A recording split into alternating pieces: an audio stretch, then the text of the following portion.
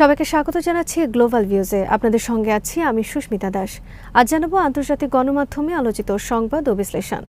Israel লক্ষ্য করে আবারও ক্ষেপণাস্ত্র হামলা করেছে ইয়েমেনের হুথি আনসারাল্লাহ বাহিনীর যোদ্ধারা।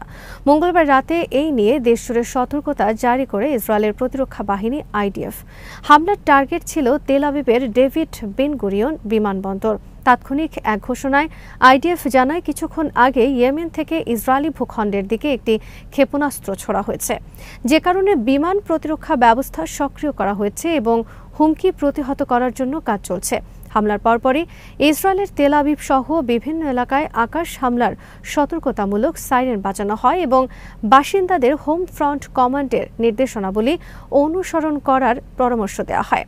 হুথি আনসারাল্লাহর মুখপাত্র ইয়াহিয়া সারি জানিয়েছেন, প্যালেস্টাইন 2 হাইপারসনিক ব্যালিস্টিক মিসাইল দিয়ে তেল আবিবের বেন গুরিয়ন বিমানবন্দর লক্ষ্য করে হামলা চালানো হয়। হামলাটি সফলভাবে টার্গেটে আঘাত হানে বলে দাবি করেন এই মুখপাত্র। তিনি জানান, হামলার ফলে বিমানবন্দরের কার্যক্রম বন্ধ করে দিতে বাধ্য হয় কর্তৃপক্ষ এবং নাগরিকদের বাংকারে লুকাতে হয়। হুথি মুখপাত্র আরও জানিয়েছেন, একই দিন তাদের ড্রোন ইউনিট 3টি শহর লক্ষ্য করে ড্রোন হামলা চালিয়েছে। এর মধ্যে রয়েছে তেল আবিব, আশকালান এবং ইয়াফা। আত্মঘাতী ড্রোনের হামলার পর শহরগুলোতে বিপদ সংকেতের সতর্কতামূলক সাইরেন বেজে ওঠে। ইয়াহিয়া সারি বলেন, ফিলিস্তিনি জনগণের ওপর ইসরায়েলি নৃশংসতার জবাব ও গাজার প্রতিরোধ যোদ্ধাদের প্রতি সংহতির অংশ হিসেবে এই হামলা চালানো হয়েছে। গাজার প্রতি ইয়েমেনের হুথি যোদ্ধাদের সমর্থন অব্যাহত থাকবে বলে তিনি উল্লেখ করেন। গাজা উপত্যকায় ইসরায়েলি হামলা শুরু হওয়ার পর থেকেই ইয়েমেনের হুথিরা গাজার জনগণ ও প্রতিরোধ যোদ্ধাদের প্রতি সমর্থন জানিয়ে ইসরায়েলি ভূখণ্ড লক্ষ্য করে হামলা চালিয়ে আসছে। তারা বলেছে, গাজায় হত্যাকাণ্ড যতদিন না থামবে ততদিন দখলদার রাষ্ট্র ইসরায়েলের বিরুদ্ধে তাদের এই যুদ্ধ অব্যাহত থাকবে। গাজা উপত্যকায় যখন একের পর এক ইসরায়েলি সেনার লাশ পড়ছে, ঠিক তখনই মার্কিন প্রেসিডেন্ট ডোনাল্ড ট্রাম্প জানিয়েছেন, ফিলিস্তিনের গাজায় 60 দিনের যুদ্ধবিরতি চূড়ান্ত করার জন্য প্রয়োজনীয় শর্তাবলী মেনে নিয়েছে ইসরায়েল। একই সাথে তিনি উপত্যকার প্রতিরোধ সংগঠন হামাসকেও এই প্রস্তাবে রাজি হওয়ার আহ্বান জানিয়েছেন। গত 2 সপ্তাহ ধরে গাজার বিভিন্ন এলাকায় প্রতিরোধ যোদ্ধাদের আক্রমণের গতি বেড়েছে। এই সময়ে প্রায় 2 ডজন ইসরায়েলি সেনা নিহত ও বেশ কিছু ইসরায়েলি সামরিক যান ধ্বংস হয়েছে মুক্তিগামী যোদ্ধাদের হামলায়। এরই মধ্যে মার্কিন প্রেসিডেন্ট জানালেন, ইসরায়েল যুদ্ধবিরতিতে রাজি হয়েছে। গাজায় প্রস্তাবিত 60 দিনের যুদ্ধবিরতিকে চূড়ান্ত প্রস্তাব উল্লেখ করে মঙ্গলবার ট্রুথ সোশ্যালে পোস্ট করা এক বার্তায় যুক্তরাষ্ট্রের প্রেসিডেন্ট বলেন, গাজায় 60 দিনের যুদ্ধবিরতি সংক্রান্ত প্রস্তাবে ইসরায়েল রাজি হয়েছে। এই সময়সীমায় এই যুদ্ধের সঙ্গে সংশ্লিষ্ট সব পক্ষ যুদ্ধ স্থায়ীভাবে বন্ধের জন্য কাজ করবে।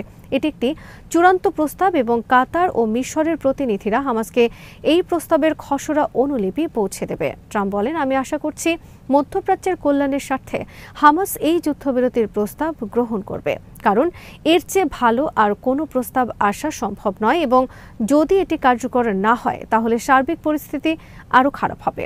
আপনাদের সবাইকে এ ব্যাপারে মনোযোগী হওয়ার জন্য ধন্যবাদ। তবে এ বিষয়ে এই রিপোর্ট লেখা পর্যন্ত হামাসের পক্ষ থেকে কোনো বক্তব্য পাওয়া যায়নি। ইসরায়েলি সরকারও আনুষ্ঠানিকভাবে কোনো বক্তব্য দেয়নি। আসছে সপ্তাহে ট্রাম্পের সঙ্গে ইসরায়েলি প্রধানমন্ত্রী বেঞ্জামিন নেতানিয়াহুর বৈঠক হওয়ার কথা রয়েছে। এর আগেই ট্রাম্প যুদ্ধবিরতির শর্ত মানার বিষয়ে নেতানিয়াহুর ইতিবাচক মনোভাবের কথা জানালেন। যদিও ট্রাম্প বলে রেখেছেন, নেতানিয়াহুর সঙ্গে বৈঠকে তিনি অত্যন্ত দৃঢ় মনোভাব দেখাবেন।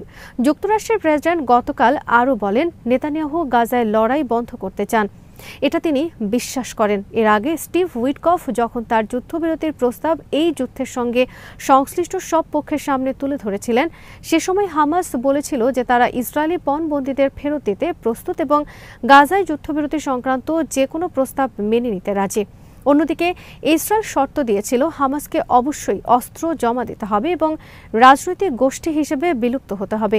ইসরায়েলের এই শর্তে রাজি হয়নি হামাস, তাই উইটকফের সেই প্রস্তাবও সে সময় আর এগোয়নি।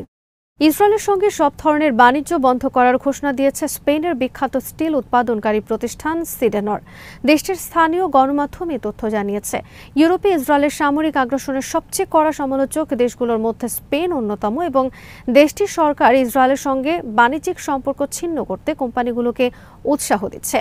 এক প্রতিবেদনে এই তথ্য জানিয়েছে বার্তা সংস্থা আনাদোলু। এর আগে গত মাসে আয়ারল্যান্ডের প্রকাশনা সংস্থা দ্য ডিচ একটি প্রতিবেদনে জানায় 2023 সালের অগাস্ট থেকে শুরু করে টানা 10 মাসে সুইডেনের ইসরায়েলি অস্ত্র প্রস্তুতকারী প্রতিষ্ঠান IMI সিস্টেমস এর কাছে 1207 টন স্টিল বার রপ্তানি করেছে। তবে এখন ইউরোপের অন্যতম বৃহৎ স্টিল উৎপাদনকারী প্রতিষ্ঠান হিসেবে খ্যাত বাস্ক ভিত্তিক সুইডেনের ঘোষণা দিয়েছে তারা ইসরায়েলের কাছে আর কোনো স্টিল পণ্য বিক্রি করবে না।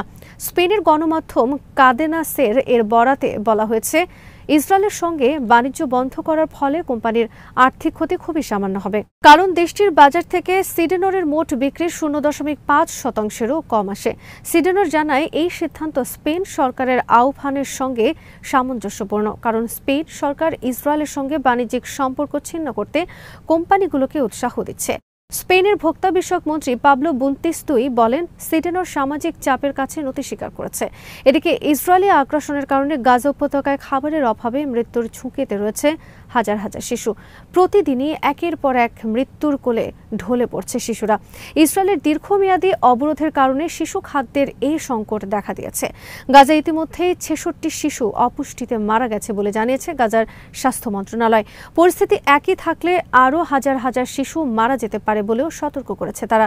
গত কয়েক মাস ধরে গাজায় খাদ্য, পানি, শিশু খাদ্য, বিশেষ করে গুঁড়ো দুধের টিন এবং অন্যান্য জরুরি পুষ্টিকর খাদ্য সামগ্রী প্রবেশে বাধা দিয়ে আসছে ইসরায়েল। ফলে মায়েরা তার শিশুদের বাঁচিয়ে রাখার জন্য ন্যূনতম খাবারটুকু দিতে পারছেন না।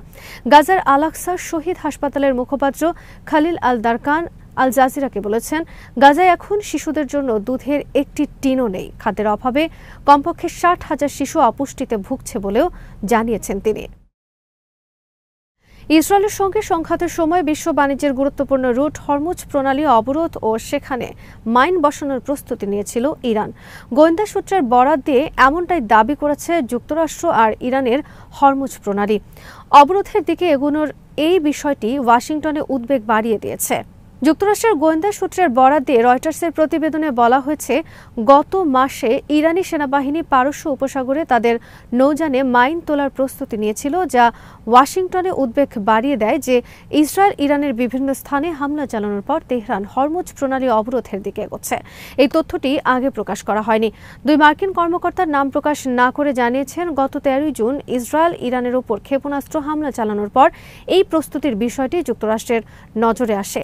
বিশ্বের অন্যতম গুরুত্বপূর্ণ সমুদ্রপথ হরমুজ প্রণালী বন্ধ করে দিলে বৈশ্বিক বাণিজ্য মারাত্মকভাবে ব্যাহত হতো এবং জ্বালানির দাম হু হু করে বাড়ত, কারণ বিশ্বে পরিবেশিত মোট তেল এবং গ্যাসের 1/5 এই পথ দিয়েই যায়। তবে এখন পর্যন্ত ইরান এই মাইনগুলো প্রণালীতে বসায়নি। ফলে মার্কিন কর্মকর্তারা বলছেন এটি হয়তো বাস্তব অবরোধের পরিকল্পনা ছিল না, বরং যুক্তরাষ্ট্রকে চাপে রাখার কৌশলও হতে পারে। তবে একই সঙ্গে তারা এটাও বলেছেন এটি ভবিষ্যতের জন্য ইরানের প্রস্তুতিও হতে পারে। রয়টার্স বলছে, গত 22 জুন যুক্তরাষ্ট্র ইরানের 3টি প্রধান পারমাণবিক স্থাপনায় হামলা চালানোর পর ইরানের পার্লামেন্ট হরমুজ প্রণালী বন্ধের পক্ষে একটি প্রস্তাব পাশ করেন। যদিও চূড়ান্ত সিদ্ধান্ত নেওয়ার ক্ষমতা রয়েছে কেবল ইরানের জাতীয় নিরাপত্তা কাউন্সিলের হাতে। এছাড়া আগে হরমুজ প্রণালী বন্ধের বিষয়ে বহুবার তেহরান হুমকি দিলেও কখনো তা বাস্তবায়ন করেনি। কিভাবে যুক্তরাষ্ট্র এই মাইন লোডিং এর তথ্য পেয়েছে তা বিস্তারিত জানানো হয়নি। তবে ধারণা করা হচ্ছে স্যাটেলাইট ছবি ও গুপ্তচর বা দুটির সমন্বয়ে এই তথ্য সংগ্রহ করা হয়েছে। হরমুজ প্রণালী ওমান ও ইরানের মাঝখানে অবস্থিত। এটি পারস্য উপসাগরকে ওমান উপসাগর ও আরব সাগরের সঙ্গে যুক্ত করে। সবচেয়ে সংকীর্ণ জায়গায় এটি মাত্র 21 মাইল চওড়া এবং একদিকে জাহাজ চলাচলের জন্য 2 মাইল করে নির্ধারিত। এই প্রণালী দিয়েই সৌদি আরব, সংযুক্ত আরব আমিরাত, কুয়েত ও ইরাক তাদের বেশিরভাগ তেল রপ্তানি করে। কাতারও এখান দিয়ে বিশ্ববাজারে গ্যাস পাঠায়। তেহরান নিজেও এই পথ দিয়ে তেল রপ্তানি করে। ইউক্রেনকে প্রতিশ্রুত কিছু অস্ত্র সহায়তা স্থগিত করেছে যুক্তরাষ্ট্র। ট্রাম্পের মার্কিন স্বার্থকে সবার আগে রাখার নীতির অংশ হিসেবে এই সিদ্ধান্ত নেওয়া হয়েছে বলে জানিয়েছে হোয়াইট হাউস। স্থানীয় সময় মঙ্গলবার হোয়াইট হাউসের মুখপাত্র অ্যানা কেলি জানান, অন্যান্য দেশকে কী পরিমাণ সামরিক সহায়তা দেওয়া হচ্ছে সম্প্রতি তা মূল্যায়ন করেছে মার্কিন প্রতিরক্ষা দপ্তর। আর এরপরই এই সিদ্ধান্তে উপনীত হয়েছে প্রশাসন। প্রতিরক্ষা ক্ষেপণাস্ত্র এবং নির্ভুল লক্ষ্যমাত্রার অস্ত্রের চালান স্থগিত করা হয়েছে বলে ধারণা করা হচ্ছে। তবে কোন অস্ত্রের শিপমেন্ট স্থগিত করা হয়েছে সে ব্যাপারে এখনও আনুষ্ঠানিকভাবে কিছু জানায়নি মার্কিন কর্মকর্তারা। ইউক্রেনও এ বিষয়ে এখনও কোনো মন্তব্য করেনি। 2022 সালের ফেব্রুয়ারিতে ইউক্রেনে রাশিয়ার সর্বাত্মক অভিযানের পর থেকে কিয়েভকে $100 কোটি সামরিক সহায়তা দিয়ে এসেছে যুক্তরাষ্ট্র। চলতি বছর জানুয়ারিতে ডোনাল্ড ট্রাম্প প্রেসিডেন্ট হিসেবে দায়িত্ব নেওয়ার পর তার শিবিরের অনেকে বলেছেন ইউক্রেন সহ অন্য মিত্র দেশগুলোকে সামরিক সহায়তা দিতে গিয়ে মার্কিন অস্ত্র ভাণ্ডার খালি হওয়ার উপক্রম। এখনই লাগাম টেনে না ধরলে ভবিষ্যতে নিজেদেরই বিপদে পড়তে হবে। যুক্তরাষ্ট্রের প্রতিরক্ষা বিষয়ক নীতি নির্ধারণী উপমন্ত্রী এলব্রেচ কোলবি বলেছেন, প্রতিরক্ষা দপ্তর ইউক্রেনকে সামরিক সহায়তা অব্যাহত রাখার জন্য প্রেসিডেন্টকে শক্তিশালী বিকল্প দিয়ে যাচ্ছে। তিনি আরও বলেন, আর সেজন্য প্রতিরক্ষা দপ্তর তার কৌশল কঠোরভাবে মূল্যায়ন ও পুনর্বিন্যাস করছে, যাতে যুক্তরাষ্ট্রের প্রয়োজনে মার্কিন বাহিনীগুলোর প্রস্তুত থাকে। যুক্তরাষ্ট্রের এক কর্মকর্তা বিবিসির মার্কিন অংশীদার সিবিএস নিউজকে জানিয়েছেন, যুক্তরাষ্ট্রের অস্ত্র মজুত বিপজ্জনকভাবে কমে যাওয়ার আশঙ্কাই এই পদক্ষেপের পেছনের মূল কারণ। 2022 সালের ফেব্রুয়ারিতে রাশিয়া ইউক্রেনে আক্রমণ করার পর থেকে এখন পর্যন্ত যুক্তরাষ্ট্র ইউক্রেনকে $66 বিলিয়ন বেশি মূল্যের অস্ত্র ও সামরিক সহায়তা দিয়েছে। আজ এখানেই শেষ করছি। সবাই ভালো থাকুন, সুস্থ থাকুন আর দেখতে থাকুন বিডি ভিউজ। চ্যানেলটি ভালো লাগলে সাবস্ক্রাইব করুন।